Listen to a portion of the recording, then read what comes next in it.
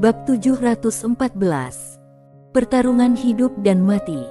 Bisa binasa. Ayana langsung kaget saat mendengar perkataan Mita. Dia sebenarnya merasa kalau bibi di belakang Sander jelas bukan orang biasa, tapi apa tidak terlalu berlebihan untuk mengatakan kalau negeri roh kuno akan dibinasakan. Seolah tahu apa yang dipikirkan Ayana, Mita berujar dengan tenang, "Menurutmu aku terlalu cemas?" Ayana menggeleng. "Mita, orang yang menciptakan ruang dan waktu ini, apa dia sudah mencapai 100% keilahian? Untuk membinasakan klan roh kuno, 90% keilahian pasti tidak akan mampu melakukannya." Mita memandang Sander dari kejauhan sambil berujar pelan, "Bukankah waktu itu klan kalian juga berpikir Wan tidak mungkin sudah mencapai 100% keilahian?" 100% keilahian.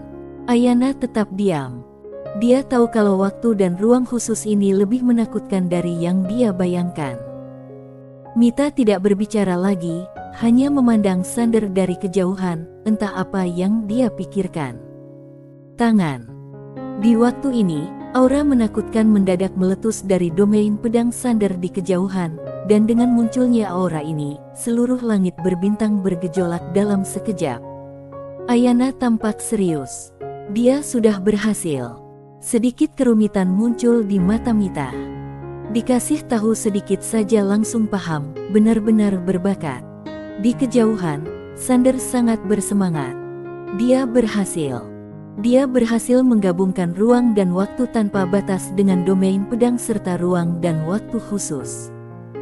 Sekarang, kalau lawan berada dalam domain pedangnya, lawan akan ditekan oleh ruang dan waktu yang tertunda serta kekuatan ruang dan waktu yang tak terhitung jumlahnya. Bisa dikatakan kalau dirinya hampir tak terkalahkan dalam domain pedang. Di bawah puncak tingkat ke-9, Tuan Ye seharusnya tidak memiliki saingan. Di waktu ini, Mita perlahan berjalan mendekat.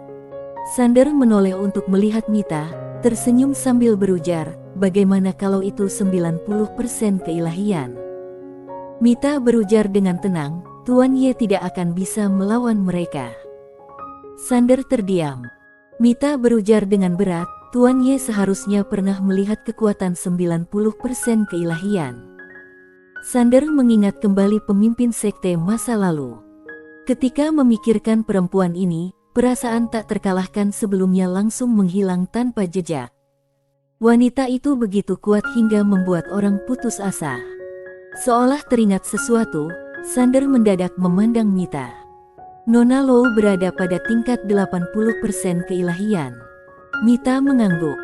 "Ya, aku mencapai 80% keilahian pada usia 26 tahun, dan ribuan tahun sudah berlalu sejak saat itu."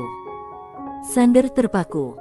Dia mencapai 80% keilahian pada usia 26 tahun.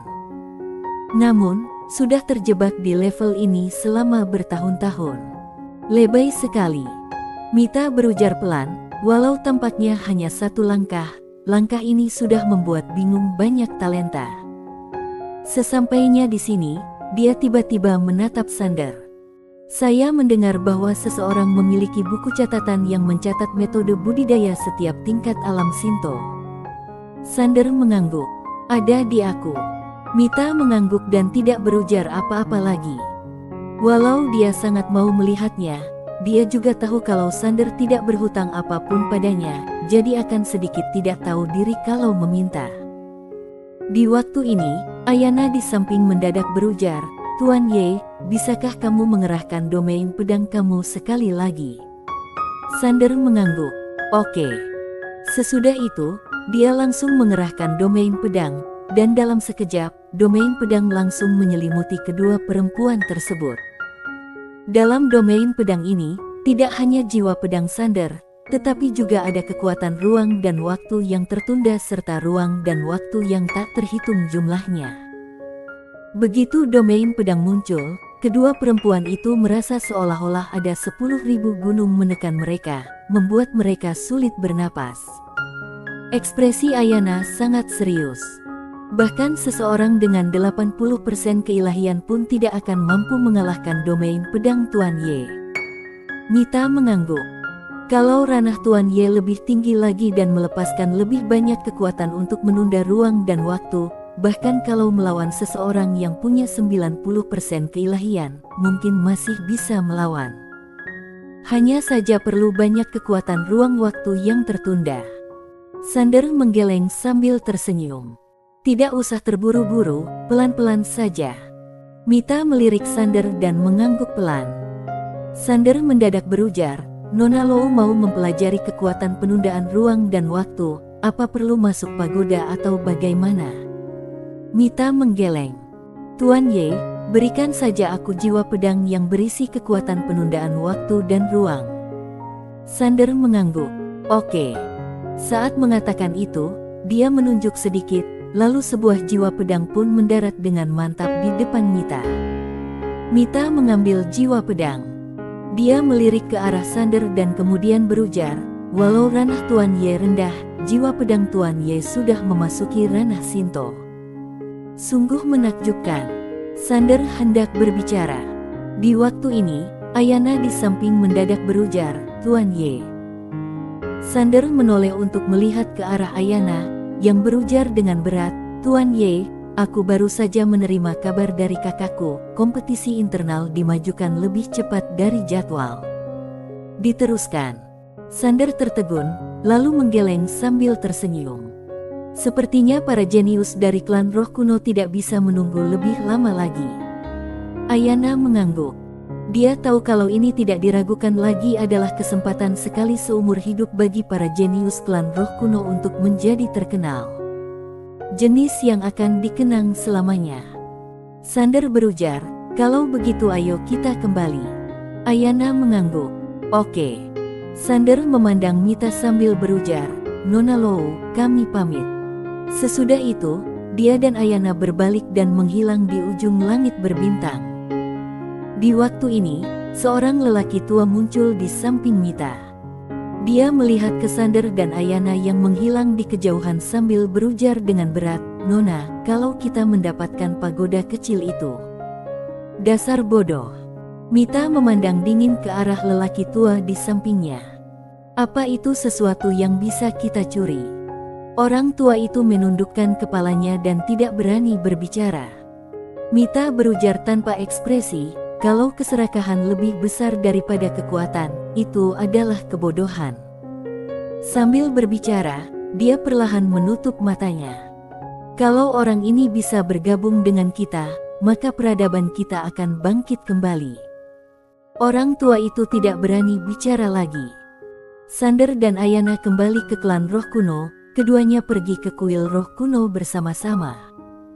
Sepanjang jalan, orang-orang klan roh kuno akan berhenti dan memandang Sander. Sander mendadak berhenti, lalu menoleh untuk melihat Ayana di sampingnya, sambil berujar, aku bisa pergi sendiri. Ayana menoleh ke Sander.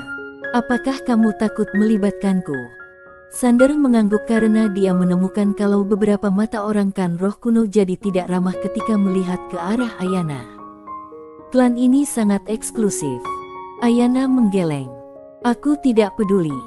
Sander mau mengatakan sesuatu yang lain, tapi Ayana malah memelototinya. Jangan cerewet, ayo pergi. Setelah itu, dia langsung meraih lengan Sander dan pergi. Sander menggeleng sambil tersenyum. Oke. Segera, keduanya sampai di kuil roh kuno.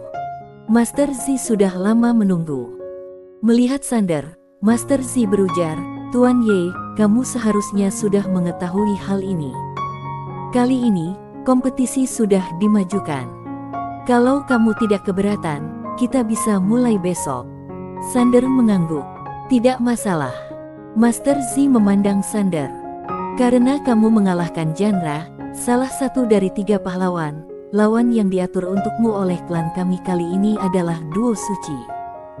Sander tersenyum sambil berujar, langsung lawan yang terkuat. Master Zi mengangguk. Ya. Sander mengangguk pelan. Baiklah, jadi jangan buang waktu.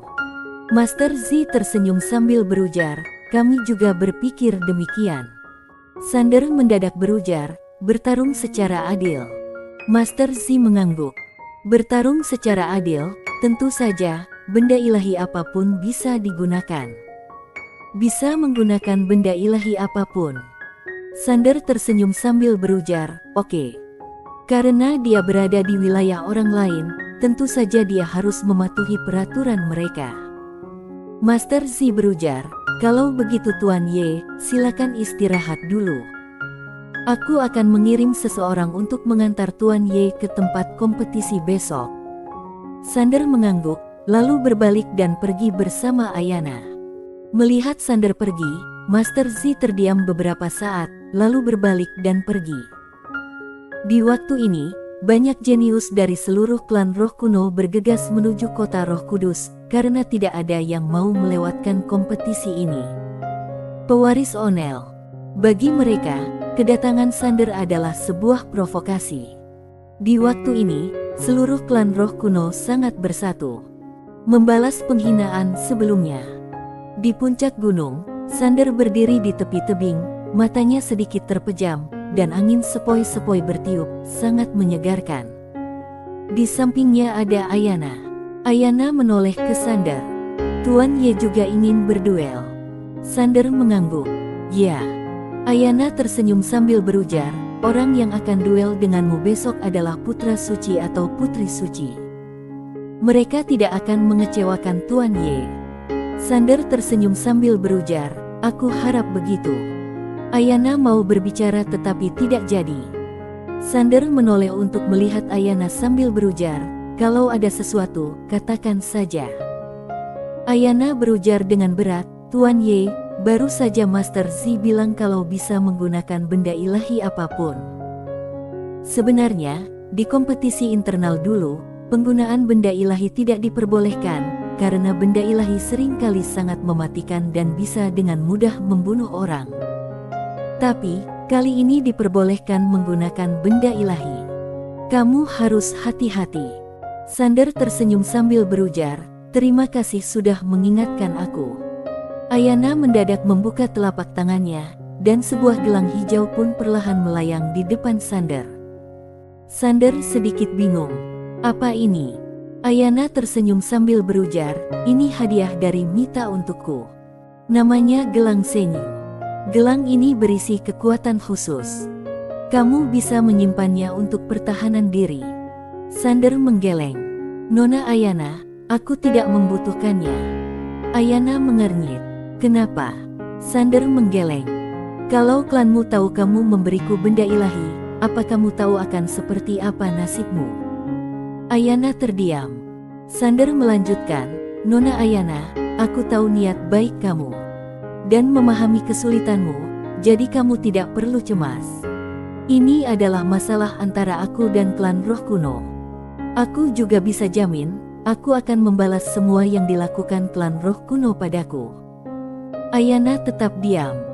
Dia tahu bahwa jika putra suci dan putri suci klan roh kuno berhenti setelah menang, dia juga akan berhenti. Jika putra suci dan putri suci berniat membunuhnya, dia pasti juga punya niat membunuh. Akankah ini menjadi pertarungan hidup dan mati? Ayana menoleh untuk melihat ke langit, dengan sedikit kecemasan di matanya. Karena ini adalah pertarungan hidup dan mati bagi klan roh kuno. Ini tentang kehormatan klan mereka. Klan roh kuno tidak boleh kalah. Kekalahan ini akan terjadi menjadi penghinaan yang tidak akan pernah bisa hilang. Bukan hanya penghinaan pada diri mereka, tapi juga bagi seluruh klan roh kuno. Jadi, lawan harus menang bagaimanapun caranya. Ayana menoleh untuk melihat Sander dan tidak berujar apa-apa lagi. Walau dia berteman dengan Sander, sejujurnya, jauh di lubuk hatinya, dia tetap berharap klan roh kuno akan menang. Bagaimanapun, dia adalah anggota klan roh kuno, dan dia tidak akan ragu untuk memilih klannya sendiri. Tentu saja, dia juga tidak mau Sander mati. Dan dalam pertempuran ini, akankah klan roh kuno benar-benar bisa bertarung secara adil dengan Sander? Bersambung.